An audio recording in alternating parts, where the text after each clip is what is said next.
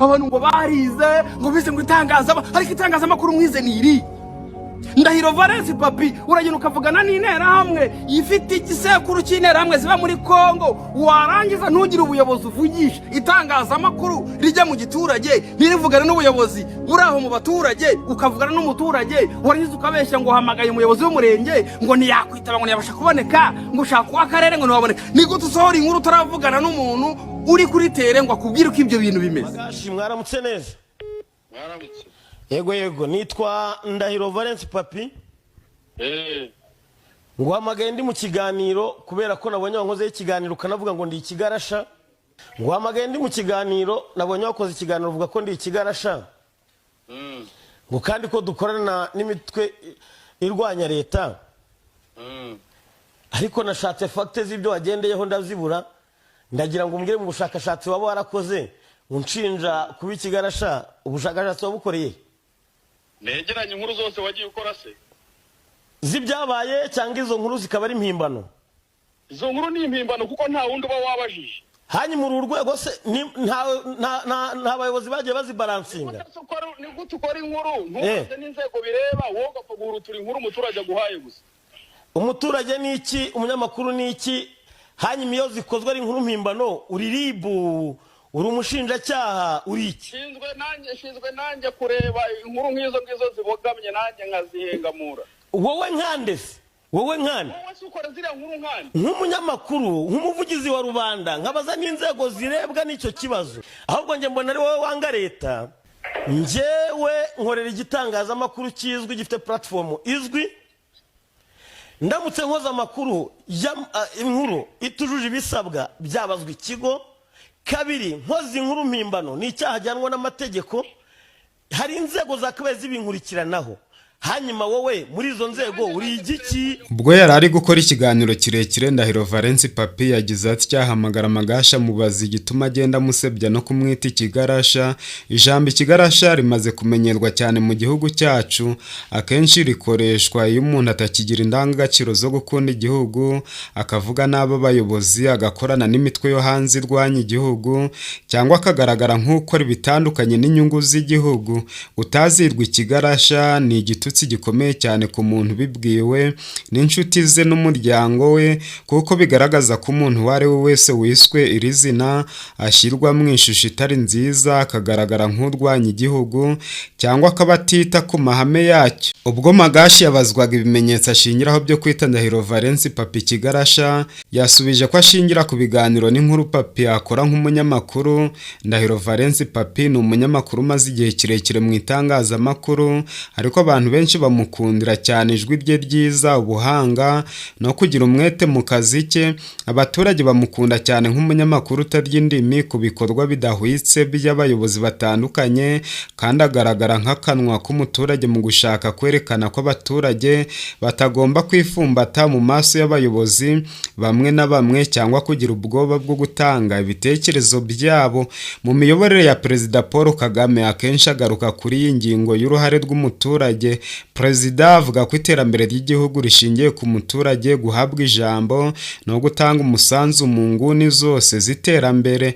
Ntashobora kwihangana igihe cyose abonye umuturage atubahirijwe mu burenganzira bwe. Abayobozi n'abanyamakuru benshi batera ikirenge mu cya Perezida Paul Kagame, kandi na Ndahiro Valens Papi agaragara nk'umunyamakuru ugerageza guhagararira abaturage, agahora aharanira ko ijambo ryabo ryumvwa. Uganire n'abaturage benshi bakubwira ko Papi akora ibishoboka byose ngo yerekane ibyifuzo byabo, kandi akenshi agaragara ku rubuga rw'inkundura igihe hari ibikorwa bidahwitse cyangwa ibyemezo by'abayobozi bitubahiriza abaturage. Hari ubwo bigaragara mu ishusho yo kwitwara nk'ushaka kugaragaza uburakari cyangwa kutumvikana n'ubuyobozi, ariko bagenzura neza basanga nta kibazo na kimwe afitanye n'imiyoborere y'igihugu, ahubwo arengera abaturage mu buryo bwumvikana kandi butajegajega. Reka ngubwire nanakwiyame mu buryo buri officiel. Nkozi bigize icyaha nabihamagazwaho. Kimwe cyo umujyi wa Kigali ufite umuvugizi ni Madame Emma Claudine Ntirenganya, yahamagawe mu byemezo by'inama ya minisitiri. Ntago uvugira umujyi nturi umuvugizi wawe, nta n'urwego n'uru na rumwe uvugira. Hanyuma iyo zikozwe ari inkuru mpimbano uriribu uri umushinjacyaha uri iki? Shinzwe nanjye kureba inkuru nk'izo ngizo zibogamye nanjye nkazihengamura. Wowe nkande se? Wowe nkande? Wowe se ukora ziriya nkuru nkande? Nk'umunyamakuru, nk'umuvugizi wa rubanda, nkabaza n'inzego zirebwa n'icyo kibazo. Ntabwo zujuje ubuziranenge, uzasubire kwiga itangazamakuru wowe. Njyewe nkorera igitangazamakuru kizwi gifite platform izwi. Ndamutse nkoza amakuru inkuru itujuje ibisabwa byabazwa ikigo. Kabiri, nkoza inkuru mpimbano ni icyaha gihanwa n'amategeko. Hari inzego zakabaye zibinkurikiranaho. Hanyuma wowe muri izo nzego uri igiki? Inkuru wagiye ukora. Ubuse wowe uyu muntu akwereka ngo ibyangombwa ngo byo nari nemerewe nibi. Warangiza ukerekana yuko habaye amakosa ngo yo gusenyerwa kandi werekana ibyagombaga kubakwa. Wowe buri bushatse kukwerekana. Maze imyaka 15 nkorera ibigo bizwi media house. Ibyo mukora turabibona. Ubibona nkande wowe se? Ndabibona nk'intore yose. Ahubwo nk'intoragura amayogi. Hanyuma se ko ribi taramamagara imbwire ngo wakoze inkuru mpimbano, ko polisi taramamagara ibiguti wakoze ibi bigize icyaha, wowe ubijyaginga nkane? Ubwo wabibonye bura nabo baraza kubibona. Wowe nakarejya muri ratanga mukore ngo ngo zififitse ngo umuntu ngo ntabwo yamenye ibyo murimo ntabwo tuba tubona. Wowe kirema byo nyine ni umutubuzi, umuntu yararagiriye aba mu Bushinwa, ibyangombwa ntabwo bimuri ibyo. Higira undi ureba. Mu nkuru duheruka kubagezaho twabagaragarije uburyo Ndahiro Valence atanejejwe no gusenya inzu ya Disi Clement.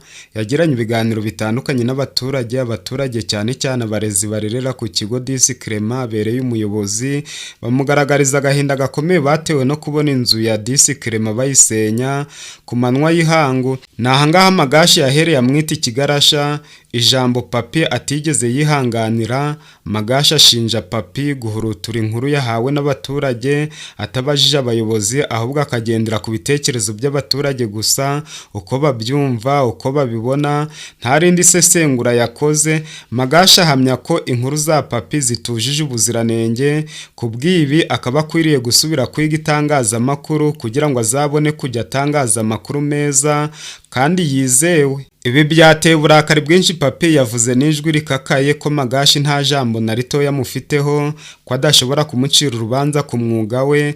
Mu yandi magambo, Papi yagaragaje ko umuntu ugomba kumubaza ibyo akora ari umuntu umufiteho ububasha mu nzego zibishinzwe, kandi ngo ni kenshi akora inkuru ku mugaragaro akabaza n'abayobozi bireba ku mugaragaro.